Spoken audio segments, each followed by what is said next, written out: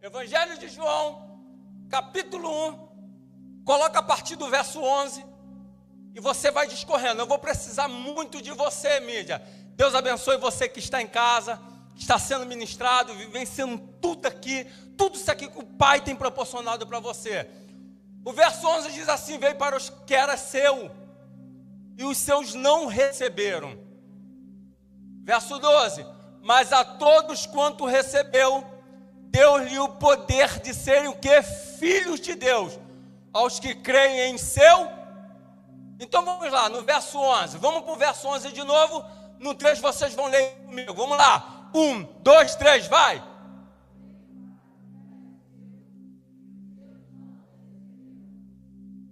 Verso 12.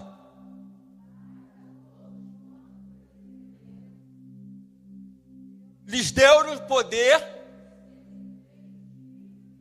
Então vamos lá.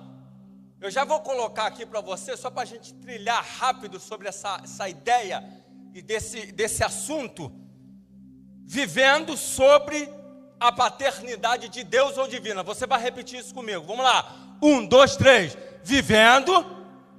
Vamos lá. Eu vou falando e você vai repetindo. Vamos lá. 1, 2, 3. Vivendo sobre a paternidade de Deus ou divina. Está muito fraco. Vamos lá. 1, 2, 3 e vai. Vivendo sobre a paternidade divina ou de Deus. Por que eu escolhi esse tema para poder tratar esse assunto hoje? Porque normalmente, irmãos, nós temos muitas dificuldades. Ou que nós temos, na verdade, nós temos quase que todas as dificuldades. Muitas pessoas perderam seus pais, parabéns para os pais, parabéns para a mamãe. Tem mãe hoje que faz a função do pai, porque o filho ou a filha já não tem mais o pai. Fato é que os que não são pai hoje, são filho. Precisa agir como filho. Então, quando nós discorremos, ou pensamos sobre a respeito desse assunto de paternidade, que é um assunto que a história da igreja, ele é muito novo. Por que ele é muito novo? Porque você não vê a doutrina da paternidade, por exemplo, dentro dos seminários bíblicos. Não se tem essa doutrina da paternidade. Nós falamos sobre cristologia na teologia, falamos sobre martiologia. Cristologia é a doutrina de Cristo, a martiologia é a doutrina do pecado, a antropologia é a doutrina do homem, angelologia é a doutrina dos anjos, paracletologia é a doutrina do Espírito Santo. Falamos sobre exegese, que é a arte de extrair do texto a melhor qualidade do versículo, hermenêutica é a arte de interpretação, oratória, falamos sobre homilética, falamos sobre vastos assuntos. Missologia é o assunto que nós estamos em questão estudando. Mas nós não falamos sobre essa questão de paternidade. E eu acho muito isso interessante, Xande, pensando comigo, eu sou resgatado em 1999. De 99 para trás, e tudo colaborou, tudo contribuiu essa noite, cara. Os louvores contribuem, aliás, sempre contribui, né? Sempre contribui. A introdução lida por nossos manos, logo antes do louvor entrar, do Salmo 23, que está falando sobre paternidade. A palavra paternidade ali não aparece, a palavra pai não aparece para o salmista, mas ali é uma paternidade sobre a vida do salmista. E daqui a pouco, a nossa mana Tamires vem ler o texto de introdução e vai falar sobre exatamente o que Jesus estava pensando, o que os discípulos estavam pensando sobre Jesus. Daqui a pouco o Flávio, ele é motivado, que ele leria o texto, mas como faltou óculos, não dava, então ele vai ser alguém que vai orar pelas crianças. O Flávio, então, é motivado para poder falar sobre a respeito de paternidade, orando sobre paternidade, não na qualidade antropológica, não na qualidade biológica, mas na qualidade paternal. Ou seja, significa dizer que Deus trouxe você aqui essa noite para descortinar alguma coisa na nossa vida. para fazer afirmações poderosas. Eu vou ler alguns versículos para vocês, e vocês vão ler alguns versículos comigo, e eu vou ser bastante tranquilo, apesar de agitação, apesar de já estar querendo correr aqui dentro, apesar de já querer dar alguma sinalização para meme. Eu adoro isso, eu adoro quando eles fazem meus bonecos lá, eu fico voando, dançando. Apesar de estar nesse processo, eu quero dizer para você que você não veio aqui à toa, e que os louvores que você liberou para o Pai não foi à toa. O Pai está dizendo: eu trouxe vocês aqui essa noite para lembrar vocês que vocês não vão viver a orfandade na vida de vocês. Existe um Pai. E aí nós viemos para esse Evangelho. Por vir para o Evangelho, a gente, antes de conhecer o Senhor Jesus, tivemos uma relação com nossos pais, com nossa mãe. Nem todo mundo aqui gozou de uma boa paternidade, de uma presença de pai, uma presença de mãe, de um bom café da manhã, de um horário de almoço de meio-dia, de uma janta feita 18 horas até 19 horas, vai tomar banho, de uma formação escolar poderosa, de uma alfabetização poderosa. Não é todo mundo que vivenciou isso. E você pode acreditar no que eu estou falando. A maioria das pessoas que viveram um dano paternal, biologicamente falando, desenvolveram uma dificuldade tamanha de perceber a paternidade de Deus. O que é essa questão de paternidade? Como é que acontecia no Antigo Testamento essa relação de Deus para o seu povo? A paternidade não foi tão inaugurada, a palavra pai no Antigo Testamento não era tão explorada. A palavra, quando aparecia pai no Antigo Testamento no hebraico, ela tinha mais a ideia de criador, de um senhor sobre alguém, ou de um divino, do que propriamente a palavra pai na sua conjuntura pessoa e particular. Porque no Novo Testamento, no grego, aí ela sai do hebraico para o grego, da Septuaginta, e depois ela vem para o latim. Aí a palavra pai no Novo Testamento no latim é Abba, que aí ela tem um sentido mais poderoso e profundo, que é Abba, paizinho. Que aí quem vai inaugurar esse processo vai ser o próprio Senhor Jesus.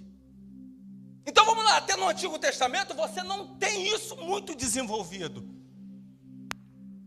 O que você tem, Rominho? Israel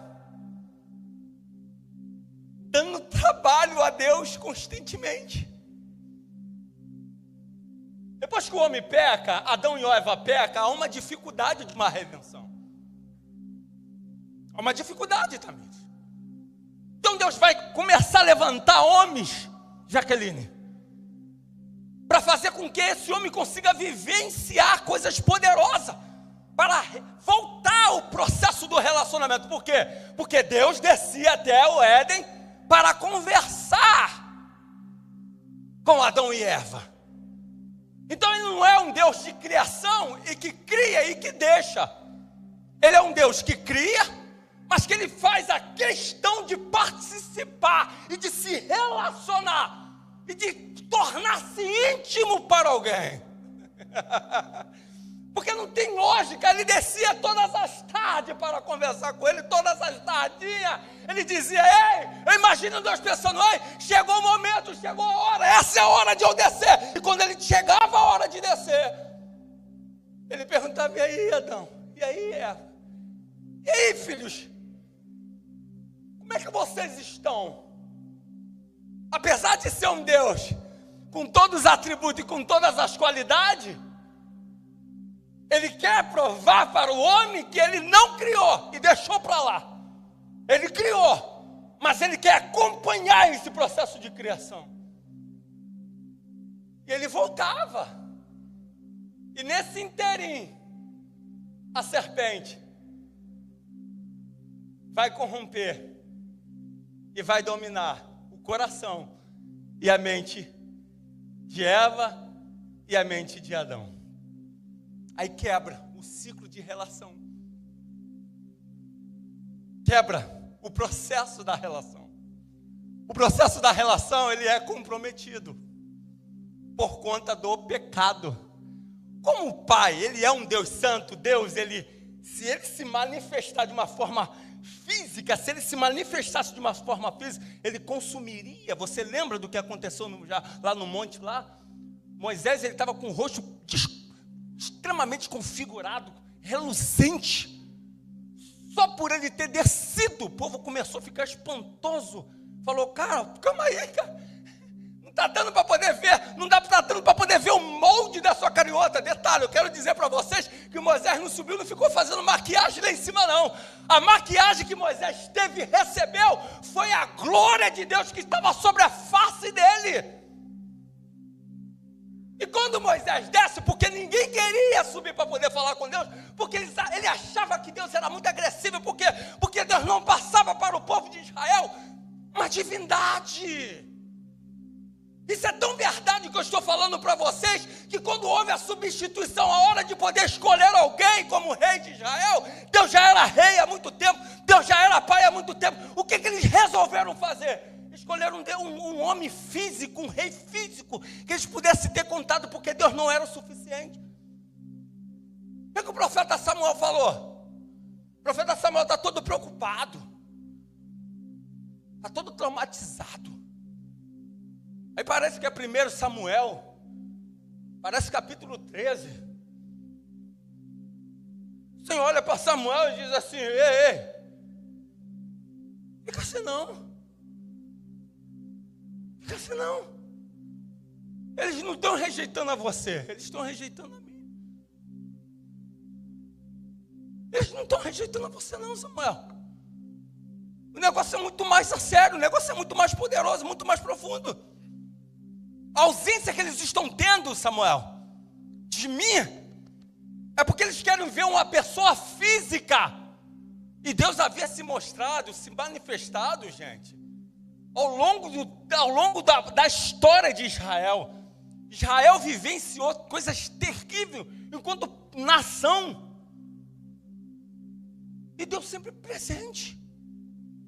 No período que Deus trouxe eles do Egito, que enviou Moisés para lá, ele está vendo que o pessoal não vai conseguir atravessar o deserto durante o dia, porque você tem uma temperatura enorme, 50 graus, de uma temperatura exacerbada, vai queimar a pele, vai destruir o corpo dele. O que Deus faz? Deus diz assim, eu preciso me manifestar, eu preciso entrar nisso aí, eu preciso me mover nisso. Se eu não entrar, esse povo não vai chegar à terra de Canaã. Então como é que eu vou fazer para poder manter eles? Eu vou me manifestar como uma nuvem. Aí então Deus vai dar uma ordem. A teologia não consegue explicar isso, mas ela dá uma ordem. E diz assim, nuvem, meu povo vai passar. Os astros estão, como o Salmos diz, sobre a autoridade e o poder de Deus. Então Deus, ele consegue se comunicar com a natureza, dar ordem para a natureza sem nenhuma dor de cabeça. Se tem alguém que dá dor de cabeça para Deus, é o ser humano. Eu queria que você gravasse isso, eu queria que você prestasse bem atenção nisso, na tábua do teu coração. Deus não tem dificuldade com os animais. Não tem. Não é? Prepara a arca. Ah, tá preparada. E agora, o que eu faço? Se preocupa não. Os animais, quem vai botar dentro da arca sou eu. Aí Deus dá uma ordem aos animais. Começa aí. Aí tá assim, gente, aí não dá para entender. Tem coisa que é só fé. Porque aquele montoeiro de animais consegue adentrar na arca. Aquela arca de Noé era maior do que o Palácio de Copacabana aqui, era uma coisa sobrenatural, porque não vinha de outros países, não vinha de outras nações, vinha da ideia e do conceito celestial. Foi os céus que determinou quem entraria lá dentro daquela arca. Ou seja, o que me impressiona não é o homem não ter entrado, o que me impressiona é aquela quantidade de animal ter entrado de uma forma organizacional. sem o leão querer bater bronca com outro leão, sem o cavalo ficar dando um coice para trás, sem o jacaré ou a cobra, ou seja, que lá que foi, entraram de uma forma disciplinada. Quem mandou? Não sabemos. Papai que está dando ordem. Então eles vão para a arca e adentram dentro da arca de uma forma muito organizada. Quando chega no processo dos astros, a nuvem está caminhando. Está caminhando. E aí aonde Israel parava, aquela nuvem parava, se pousava. Márcia, como providência divina. O tempo passava, chegava o período das 5:30 para 6, o calendário de Israel é completamente diferenciado do nosso calendário. E aí essa temperatura que você acha loucura em outros países, no Egito, no deserto, eles saindo do Egito para o deserto, Pai do céu. Temperatura, ela saía de 50 até nos primeiros horários de um ano, ela iria, quando ela chegava em determinada fase, preste atenção nisso, a nuvem trocava a ideia e trocava de turno ou de plantão com a coluna de fogo e dizia assim, ó o seguinte, preste atenção, esse meu horário vai ter de manhã até 5 e pouca, 6 horas, 6 horas eu já não consigo mais ficar, porque eu sou nuvem, eu só vou trazer mais problemas para ele. Papai mandou fazer a troca de turno. Quando chegar 6 horas, quem brota? A coluna de fogo. Por quê? Porque a temperatura baixava de 50 para 0. E aí, mexia nos ossos dele. Se no período de 6 da manhã, ou de 5 da manhã, ou de 4 da manhã, até as 5 e pouca da tarde, antes das 5 e pouca da tarde, aquele sol era escaldante, podia destruir a pele deles. Agora vai ser o contrário. O frio vai mexer com os ossos, vai destruir, vai congelar os ossos. Então, ou seja, papai está dizendo, eu não sei como é que vocês vão resolver, mas preciso alguém trabalhando para mim de manhã e alguém trabalhando para mim à noite. Ou seja, de manhã, durante o dia, a coluna de fogo não se manifestava. Não se manifestava. De noite a coluna de fogo se manifestava porque a nuvem fazia o trabalho durante o dia. Israel não conseguiu perceber isso. Nesse inteirinho eles precisavam comer e beber água. Ninguém sabe. Não se tem explicações. A gente comenta isso dentro da teologia, pensa dentro da teologia. Mas a SEDAI não começou no nosso sistema. O frigorífico não começou no nosso sistema. A SEDAI começou já no céu há muito tempo. Essa sem vergonha de ficar cobrando o cara aí, isso aí é o Estado que gosta de fazer. Já tinha uma SEDAI no céu. E já tinha um frigorífico no céu. Por quê? Porque Deus agora vai criar um ambiente, uma comporta do céu, vai dizer, ei, animais, alguém vai ter que se manifestar, porque eu quero alguém alimentando o meu povo. Então as cordelistas vão ter que dizer, eu estou aqui, papai. Deu uma salva de palmas, porque papai está falando sobre cuidado e paternidade. E essa é uma linguagem muito clara, irmão. É para você sair daqui pensando e refletindo sobre essa paternidade. Porque a cordelisa vai dizer, papai, papai, papai, eu quero se movimentar. Papai, papai, estou aqui, estou aqui, estou aqui. Estou aqui, papai, estou aqui. Então, quero que você desça e você alimenta. Gente, quase 2 milhões de pessoas, Rominho. É muita gente, Rominho. Eu não conseguiria fazer um cálculo aqui rápido, mas vou te falar, se juntasse os frigoríficos do Brasil, 2 milhões de pessoas, não estou falando de 200 mil pessoas, não, estou falando de 2 milhões. Tinha comida, eles reclamaram. Chegou um dia que os céus se reuniram e falaram assim, ó, vamos dar comida até sair pelos ouvidos e pelos olhos. Eles vão vomitar carne. Eles estão pensando que eu sou algum de brincadeira. Estou chamando eles para relacionamento e para providência. Eu estou dizendo que eu sou um pai amoroso, um pai de amor, um pai que cuida e que dá. Mas eles não estão crendo em mim. começaram a reclamar. E Deus falou assim: eu vou dar até eles morrer. Aí Deus dá a cordonize. Cordonize, comer carne demais faria mal? Ou seria estafonho? Ou não seria tão legal? Eu vou dar o que é isso? Maná. E aí o maná é uma pitada de um mel, sabe, delicioso. Eu não estou falando de um trigo, eu não estou falando do melhor bolo. Eu não estou falando do melhor pão que você comeu, um pão doce que você comeu, não. Estou falando de algo que é 30, 40, 50, 60 vezes muito mais gostoso do que qualquer pão que você comeu a vida toda. Esses pães cheios de glúten, cheios de todo mandado, esses pães cheios de coisa que só dá barriga pra gente, só destrói a gente. Aquele maná, o que é isso? Trazia saúde para o corpo e revelava o caráter paternal de Deus sobre a vida dele. Ou seja, Deus não só está dando uma alimentação para ele, Deus está se revelando sobre por trás daquilo ali, dizendo: eu estou dando para vocês porque eu sou pai e eu tenho paternidade sobre a vida de vocês.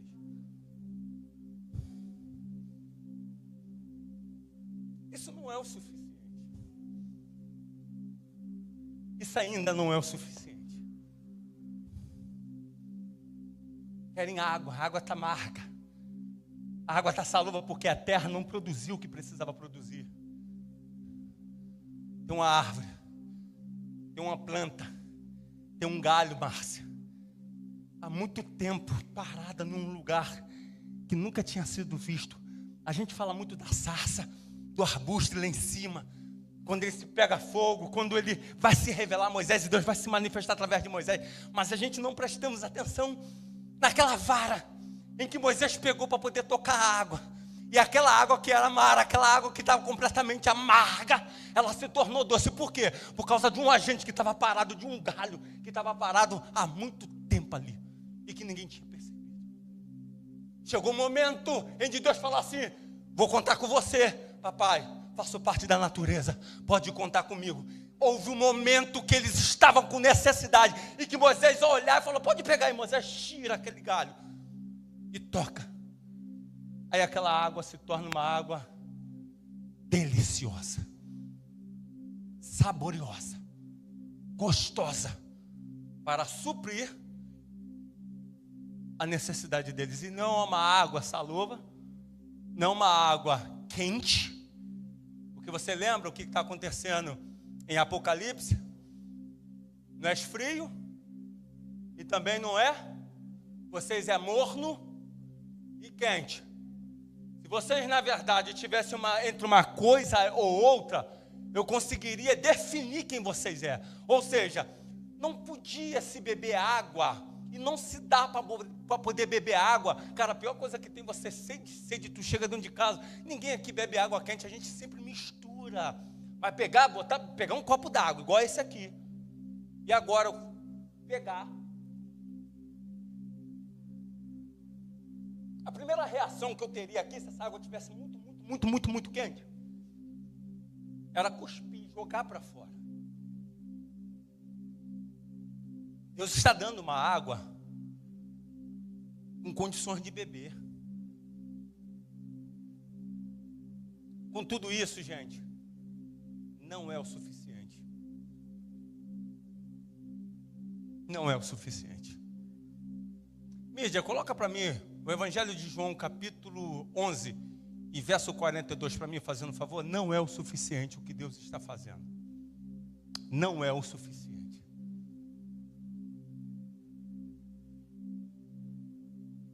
Eu também sei que sempre me ouves, mas eu disse isso por causa da multidão que está ao redor, para que crês que tu me enviaste. O verso 43. E tendo disse isso, clamou com grande voz: Lázaro, vem para fora. No verso 42, pode botar o verso 42? Bota o verso 41 para mim, fazendo um favor. Tiraram, pois, a pedra, e Jesus, levantando os olhos para o céu, disse: Pai, graças te dou por haveres me ouvido. Ou seja, eu falei para vocês que essa relação de Deus no Antigo Testamento é uma relação só de um ser divino. ela parece que ela não passava disso, sabe? Muito trabalho Israel dando para Deus. Deus tira eles do Egito, Deus dá rei para eles, e aí Deus vai ficar vivendo, dando reis e mais reis. Vai chegar um momento na história de Israel que Deus vai ter que pegar o povo e vai ter que levantar líderes e governos para poder trazer autodisciplina para esse povo. Porque esse povo, eles têm uma relação com Deus muito aquém.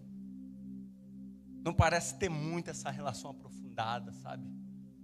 E Jesus, quando chega no período de Jesus, é Ele que vai inaugurar essa questão da paternidade, de chamar Deus de Pai.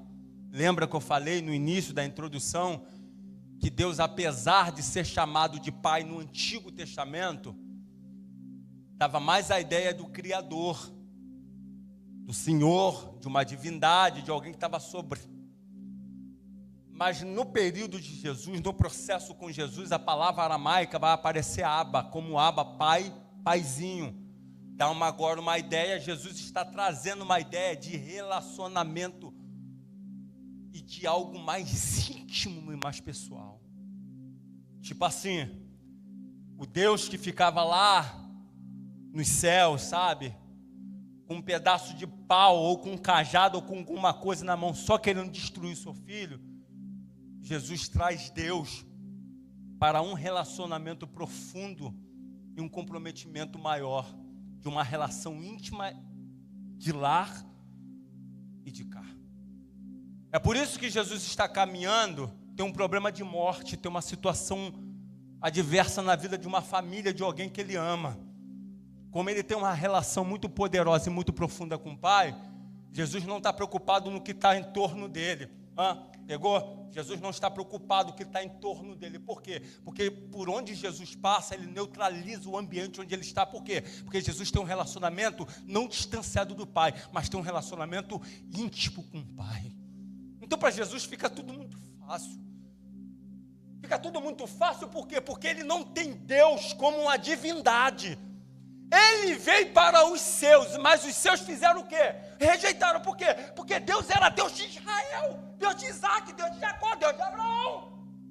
Mas eles não queriam Deus. Só que João capítulo 3, verso 16 diz que Deus amou o mundo de tal maneira que deu seu Filho unigênito para todos aqueles que nele creem, não pereça, mas que tenha a vida eterna. Ou seja, nós recebemos esse presente de Deus, que foi o Senhor Jesus. Ou seja, se recebemos Jesus como alguém que faz parte da nossa vida agora, fomos batizados, recebemos Jesus Cristo como o único e suficiente Salvador. Agora nós não somos qualquer pessoa, nós fazemos parte da família de Deus, e agora nós não só somos uma criatura, somos agora alguém que fomos filho através de Cristo Jesus.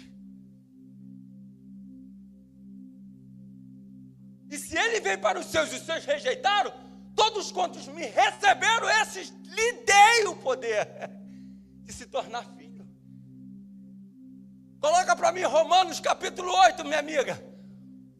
Ô meu amigo que está aí na mídia, coloca para mim Romanos capítulo 8, a partir do verso 14. Vê se é o verso 14 para mim. Tem que botar óculos, tá ruim para caramba, ficando velho, 40 e poucos anos. Tá ruim, mano. Vamos ler comigo para você daqui a pouco não dormir aí? 1, 2, 3, vai! Parou. Por quê? Vamos lá, 1, 2, 3 e vai!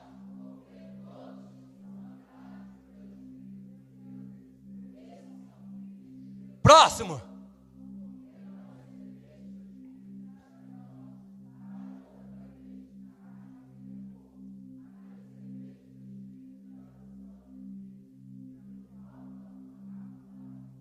Então assim, nós recebemos o Filho de quê? O Espírito de quê?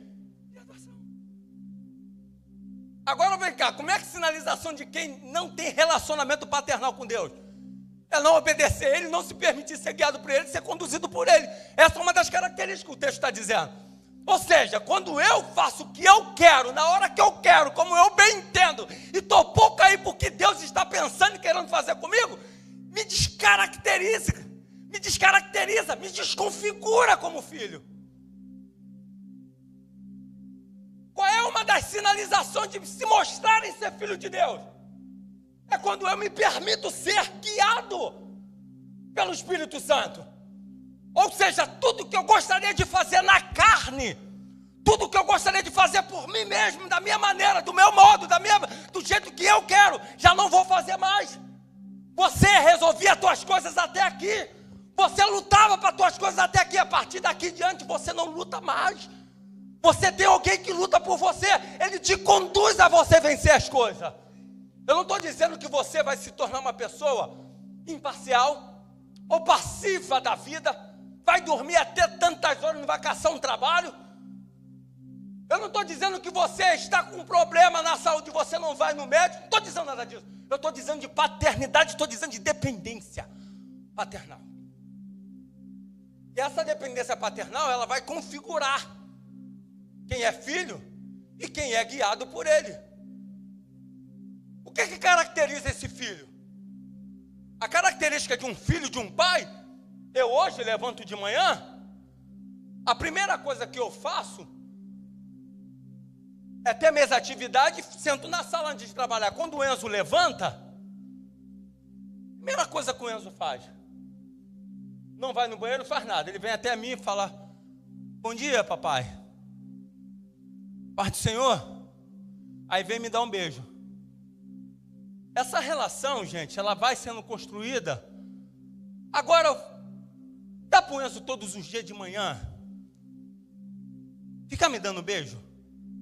Ficar dizendo que me ama? Não dá, irmão. É gostoso? É gostoso. É maneiro? É maneiro. Melhor ainda é quando eu falo assim: não faz isso. Não faz. Sai daí. Ouve a tua mãe. Vem para cá, vai para ali. E aí ele consegue ouvir o que eu estou falando. Tem o Enzo todos os dias falando comigo: te amo, papai, beijando eu. Não é o suficiente, porque o amor que o Enzo diz e produz para mim não se transforma em obediência, não interessa. Porque toda relação precisa ter ida e vida. Então a gente fica uma vida, vivemos a vida no Evangelho dizendo: a gente te ama, Deus, te amo, Deus, a tua bondade. E a gente fica fazendo, mas na hora de obedecer a gente não obedece.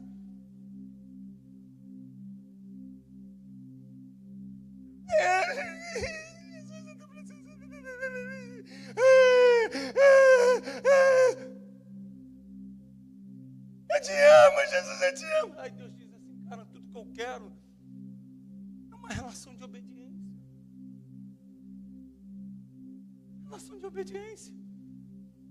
E essa relação de obediência, irmãos, é importante a gente analisar que o fato de você se tornar filho não evitaria de você ter alguns problemas. Quer ver só? A ação do nosso Pai sobre as nossas vidas. Ele ama. João capítulo 16, verso 27. Vamos digitar logo os textos. João capítulo 16, verso 27. Ele ama, ele ama. João capítulo 16, verso 27. Pois o mesmo Pai vos ama, visto com vos amaste e crede que sai de Deus. Ou seja, ele tem um amor. Ele ama você, ele nos ama. Ele não é um Deus que criou e deixou de lado. Ele faz carinho, ele cuida, ele tem essa paternidade. Ele comprova essa paternidade. E vamos falar aqui, irmão, que quem está falando isso aqui é o próprio Senhor Jesus. O próprio Senhor Jesus é um modelo de ser filho, de paternidade. É Ele que vai dizer que o Pai que enviou Ele. E que agora nós somos filhos e que nós temos esse mesmo direito. Ou seja, Ele ama. Esse Pai, apesar de amar muito, como eu amo o Enzo, como a Thaís ama o Enzo, esse Pai exorta. Vamos lá, Filipenses, 1 Tessalonicenses, coloca para mim, 1 Tessalonicenses, capítulo 10, 1 Tessalonicenses, Paulo escreve Primeira carta aos Tessalonicenses.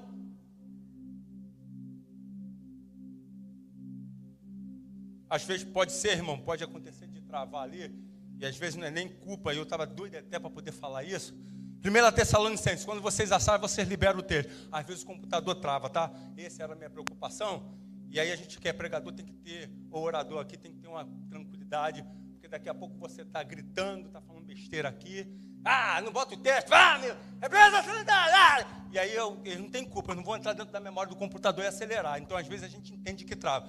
Quando a gente percebe que não trava por si só, que há alguma displicência, aí tudo bem, não é o caso da nossa mídia. Nossa mídia é uma mídia muito organizada e tem procurado a melhoria da igreja e a melhoria do sistema, tá bom? 1 Tessalonicenses, capítulo 2, bota para mim o capítulo 2 e o verso 10.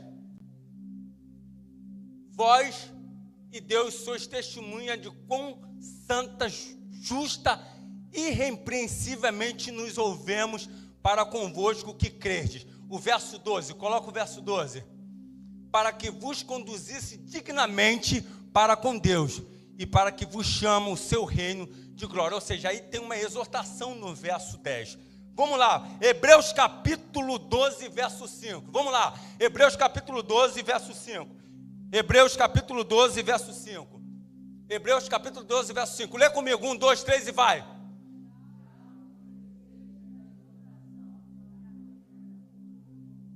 Vamos lá, parou porque trepou um pouquinho. Vamos lá, 1, 2, 3 e vai. E já...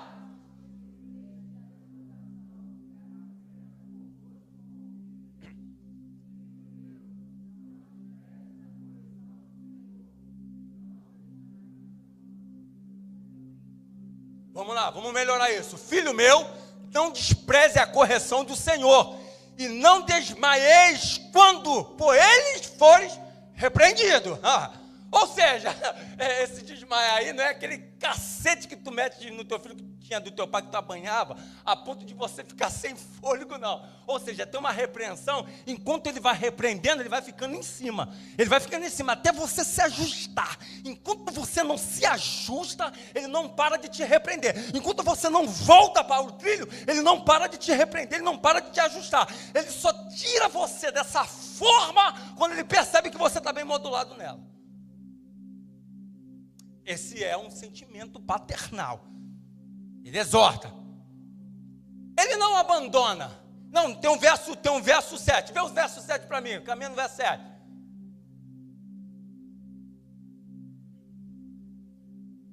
Pula para mim então. Pula para mim. Salmos 27, verso 10. Pula para mim Salmos 27, verso 10. Fazendo um favor. Salmos 27, verso 10. Porque quando meu pai e a minha mãe me desamparar, o Senhor me acolherá. Ou seja, ele ama, João 16, 27, ele exorta Tessalonicenses 2, 10, 12, ele não abandona, e Hebreus 12, verso 5 e verso 6, ele não abandona, Salmo 27, verso 10. Ou seja, quando meu pai ou minha mãe ele esquecer de mim, ele me abandonar, ele me rejeitar, todavia, Senhor, o salmista falou, ele não fará isso comigo. Vale lembrar que a figura do pai aqui é uma figura de provisão. Quando ele diz mãe aqui, é uma figura de amor e de sentimento, porque mulher está numa qualidade mais emotiva, mais emocional. Então, a maternidade, ela não é melhor do que a paternidade. Entenda bem isso que eu estou falando, como diz o Eduardo, para você não entender errado.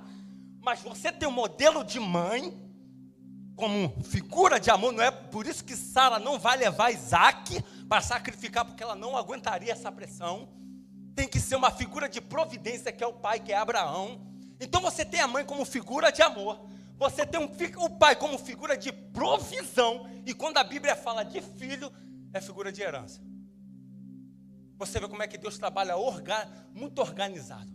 Quando fala de mãe, ou seja, se uma mãe abandonar ou deixar, todavia ele não faz isso. Por quê? Porque é quase impossível uma mãe sair da maternidade e resolver jogar o teu filho na lata do lixo.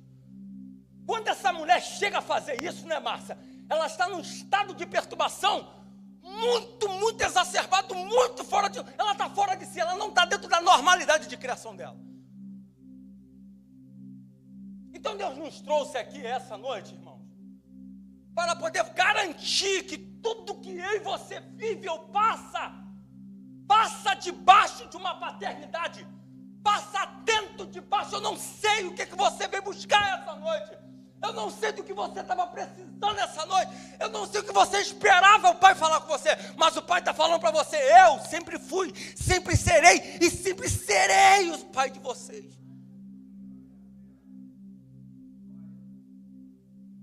Há figuras de pais biológicos como o nosso, como a gente, tropeça muito, erra muito, a gente bate, Xande, quando não é para bater. A gente libera quando não é para poder liberar. Deus não, Deus é muito ordeiro, Deus é muito correto. E tudo que Deus quer é essa relação pessoal, ou seja, Ele ama, Ele exorta, Ele não abandona, não desampara. Lucas capítulo 22 e verso 42, já está chegando no fim a minha participação. Lucas capítulo 22 e verso 42. Lucas 22, verso 42. Lê comigo, irmão. 1, 2, 3 e vai.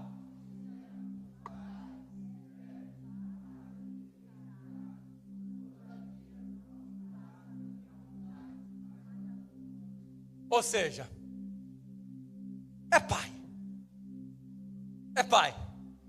Mas chega uma hora que ele tem que sair e observar o que está acontecendo. Ou seja, não conseguiu emprego, está difícil chegar. Ele saiu, ele está olhando, ele está observando, ver até onde vai a tua ação e vai a tua decisão, Denis.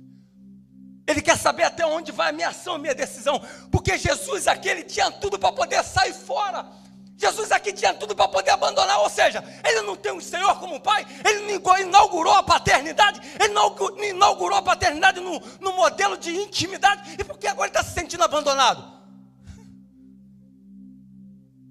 Porque para Jesus não aconteceu tudo perfeitamente, porque isso aqui não tira o fato de ele estar vivendo, estar sofrendo, não tira a qualidade da paternidade de Deus. Deus não é só pai quando dá presente. E diga-se de passagem que quando Deus está vendo Jesus passar por o que está passando, para nós que estamos distantes, para os judeus, aquilo dali é um absurdo. Mas para Deus ainda é um presente que Ele está dando. Por quê? Porque se Jesus não morre, a gente não estaremos aqui. Se Jesus não vai para a cruz, se Jesus não aceita esse desafio, a gente não chegaria, a gente não gritaria Maranata. A gente não gritaria, se ruge o leão. A gente não gritaria veste branca. Eu já coloquei a minha veste branca. A gente não gritaria nada disso.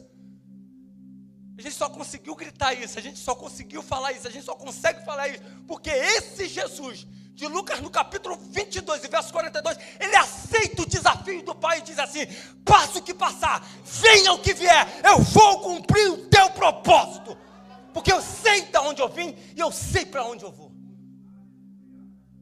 Então ele ama, ele exorta, não abandona, não desampara, e ele é provedor.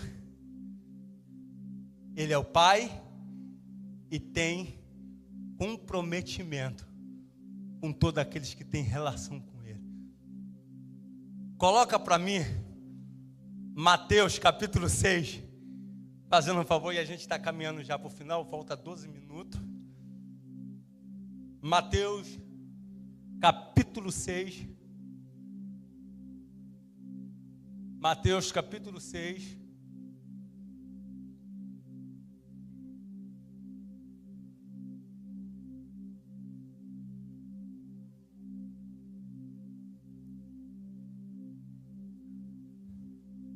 Mateus capítulo 6 e verso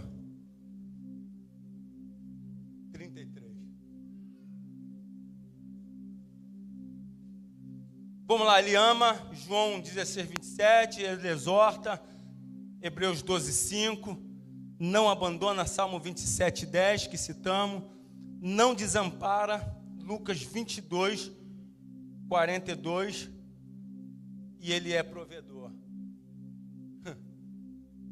Mateus capítulo 6, é para manter, só estou ditando os outros versículos, tá, mídia? Capítulo 6, Mateus, e versículo 31 e diante. Pode ir lá. Vamos lá, igreja, 1, 2, 3 e vai. Não. Vamos lá, vamos reforçar, eu sei que é muito cansativo. Normalmente para o orador, ele tem que ter muito cuidado, e os pregadores, eu quero já abrir essa oportunidade aqui, para os pregadores, para aqueles que alcançam o altar, para poder liberar uma palavra para a igreja, não se preocupe com o comportamento da igreja. Não se preocupe com a reação da igreja. O bom de você estudar no seminário, você fazer seminário, o pregador ele tem que ter personalidade, ele tem que ter firmeza. Assim como alguém que está no altar, que é os ministros, ele não pode ministrar sob pressão de um comportamento da igreja, porque senão ele acaba se frustrando. Eu sou o carteiro, o problema é teu, você que vai abrir a tua carta, você que sabe como você está vivendo. Eu estou o carteiro aqui, eu estou liberando os textos, estou liberando. Eu não sei se você está inadimplência, se chegou uma carta de inadimplência para você, eu não sei se chegou aí para você uma carta de cobrança, eu não sei se chegou uma carta, um cartão de crédito que você fez um cadastro, passou e ganhou, eu não sei se está chegando uma encomenda boa ou ruim, eu sou o carteiro, eu só estou liberando a carta. E para o carteiro é desafiador, porque tem rua, né, Rominho? Viveu muito tempo isso. Você vai determinado endereço, você não consegue resolver, achar a pessoa. Mas você não pode, você vai voltar para a base, ele te dá um tempo para poder voltar com a carta, voltar com a encomenda de novo. Ou seja, a responsabilidade do carteiro não é ficar na rua. Já teve dia, Rominho, que você parou no meio da rua, sentou no meio da rua, ou foi deixar o carro passar por mim, porque eu não achei o cliente. Já aconteceu isso alguma vez? Ou seja, o carteiro entrega a carta. Quem faz o que tem que fazer com a carta é vocês, é problema de vocês. Então, assim, quem vai pregar aqui, quem vai dar saudação aqui, não se preocupe com a ação e com o comportamento da igreja, com a manifestação da igreja, porque quem manda na igreja é o Espírito Santo. Ou seja, Deus está falando conosco, Deus está atuando conosco, Deus está se movimentando conosco. Ou seja, eu não me preocupo com reação, até porque nós não sabemos o que está dentro do coração da igreja. Aí o que acontece? Quando você vê uma igreja silenciosa, você faz o quê? Mete o pau na igreja, você começa a bater, porque você imagina na tua cabeça que a igreja não está recebendo. E quem somos nós? Vai dizer que a igreja está recebendo ou não está recebendo? Quem é a gente? Eu estava aqui ontem, tocando aqui. Também eles trouxeram um texto de Daniel. Meu Deus do céu, parece que ela entrou dentro da minha alma assim, ó. Se ela olhasse para trás, ela visse eu rindo pra caramba aqui. E se ela dependesse do meu riso, da minha cara, para comprovar o que ela estava falando, desculpa, irmã, estava ruim para você. Você ia se perder todinha. Como ela tinha convicção o que ela estava falando, Deus estava falando, eu escrevi na tua parede, estou querendo que você dê resposta positiva para mim. Aí ela fala assim, de quem Deus chamou para liberar uma palavra, para você não se acovardar. Aí ela estava falando para você não se acovardar. Enquanto ela falava isso, Deus falava comigo assim, o que eu estou escrevendo na tua parede, Luiz Carlos?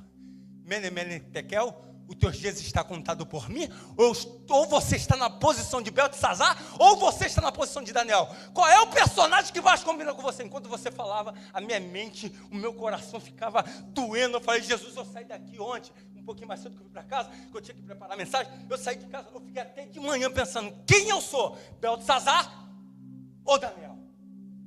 Mas se você olhasse para mim aqui, irmã, ainda mais ontem o Rominho, sendo usado por Deus ali junto com o Biel, o negócio de nota e falando as coisas, a gente rindo numa alegria. Outra coisa, quando eu estiver tocando aqui, não acha que eu estou perdido e que a gente está brincando aqui. Se Deus me dá uma mensagem, eu largo baixo e vou até você, isso já foi comprovado. A gente não brinca com a coisa de Deus, a gente não brinca com o altar e não brinca com coisa de igreja, não brinca com coisa do Pai, porque o Pai se manifesta no nosso meio. Tudo aqui é muito sério. Ou seja, então, não se preocupa, libera a palavra que Deus mandar você liberar. Fala o que Deus mandar você falar, sem se preocupar com o sentimento, com a cara da igreja. Na homilética, na oratória, a gente aprende isso. Quando alguém abre a boca, quando você está falando, ela está desprezando o que tu está falando? Não. Ela está bocejando porque ela está cansada. Aí, se ela abriu a boca, se a Thais abriu a boca aqui, que a Thais abriu a boca para mim aqui umas 3, 4 vezes. Não é porque a Thais está achando eu chato, uma mensagem chata. E se ela acha eu chata, mensagem chata, quem perdeu a oportunidade de papai falar com ela não sou eu, é ela. Porque eu, diga-se de passagem, que eu já fui ministrado. O pregador, o carteiro, ele é ministrado antes de ministrar. Ou seja, se a igreja não receber a carta, o carteiro sai com as cartas para casa, inclusive. Não é autorizado isso é anti-lei. Isso não está dentro da lei. Você não pode pegar a carta de ninguém e levar para casa. Mas tem carta, espiritualmente falando, tem carta que Deus dá. Quando a igreja não quer, o pregador vai com a carta para casa, usufruir. Ou seja, se tem um cartão de 10, 30 milhões do céu, é meu. Deu uma salva de palma, porque eu peguei a carta é minha. A carta é minha. Ó, se você não abrir a tua carta, ela vai voltar comigo. E diga, ó, eu vou dizer para você, eu vou abrir. E se tiver um cartão lá, papai me autorizou eu usar.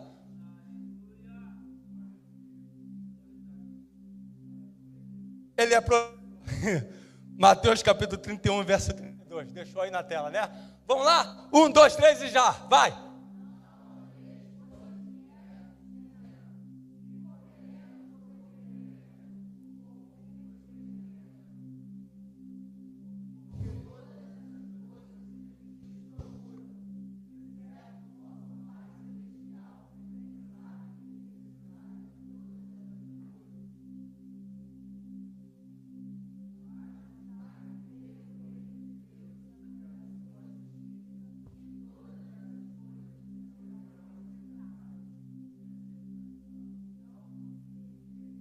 Ué, vocês pararam porque acabou o texto? Acabou o versículo? Eu pedi para parar, não pedi para parar não. Pode continuar lendo, irmão. 1, 2, 3 e vai. Isso aí, você está vivendo isso aí. Pode ir.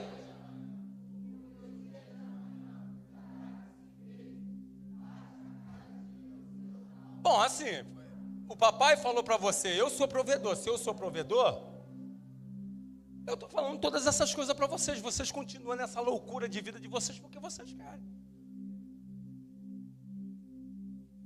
Ele diz assim, baixa a cada dia o seu mal. Ou seja, eu já levanto, já tem um monte de situação acontecendo. Eu ainda vou juntar mais problema para a minha vida? Não vos preocupei com o dia de amanhã. Ele dá uma sinalização. Jesus, ele dá uma sinalização dizendo, para você não viver preocupado e não viver angustiado, não viver uma vida completamente complicada, busca o reino de Deus e a sua justiça. Por quê? Aprendemos isso aqui nas orações. Olha só, gente, quando você tem relacionamento, isso não é um elogio para mexer no ego de ninguém, não. Isso é um reconhecimento. Às vezes a gente está trabalhando aqui de manhã, a gente está doido para poder estar aqui na quarta-feira de manhã, mas a gente às vezes está na necessidade. E às vezes a Márcia começa aqui com só a Márcia. Aí vai chegando 2 ou 3, 4 pessoas, mas inicialmente começa a Márcia. Cara, se você vê a maneira que a Márcia começa a orar e falar com Deus, é uma coisa assim, muito fantástica. Eu, às vezes eu estou fazendo alguma coisa, preparando a massa, alguma coisa, eu vou ali para trás, ali fica ali assim, orando com ela, ministrando. A forma de se comportar com o pai, com a aba, trocando ideia, conversando. Cara, parece, a impressão que tem não, é literal. O Espírito Santo, os céus descem para esse ambiente. Essa cadeira está vazia, nos olhos carnais, mas os céus estão estabelecidos aqui, ouvindo, juntando tudo que a Márcia está falando. É nossas irmãs que estão aqui e a Aline que está na porta. Não tem uma oração, ó grande Deus dos céus, que tem uma coroa exacerbada. Eu quero dizer que eu sou criado por ti. Não tem essa conversa fiada, não. É a aba. Estamos apresentando aqui, paizinho. Aí ela fala assim, paizinho, senta aqui, vai. Eu quero conversar com o senhor. E começa a discorrer uma conversa, uma troca de ideia fora de série. Enquanto ela busca o reino de Deus, o Xande está vivenciando um transtorno no trabalho. Naquele momento, a busca do reino e a oração e a intimidade, a relação de Deus com Márcia, faz com que Deus neutralize o que está acontecendo com Emanuel no Fluminense, onde ele estiver na escola. As coisas que estão fora de ordem no trabalho do Xande começam a se acertar e assim vice-versa. Também quando o Xande faz isso, a vida da Márcia começa a se organizando, tudo no seu devido lugar. E da filhinha, Isabelle. Eu estou dizendo para você que você não precisa ser formal com teu pai. Eu estou dizendo para você que basta você ter uma relação, porque tem muita gente que tem dificuldade de orar ao Pai, porque quer ficar se apresentando com o Pai como se fosse um super-homem. E Ele é Pai, Ele quer conversa com você. Tem gente que está aqui dentro que não pega a Bíblia há mais de não sei quanto tempo. Tem gente que está aqui no nosso meio, que não ora a Deus há mais de não sei quanto tempo. Que relação de Pai que você quer essa? Fique de pé, porque a gente agora está na finalização, fica de pé.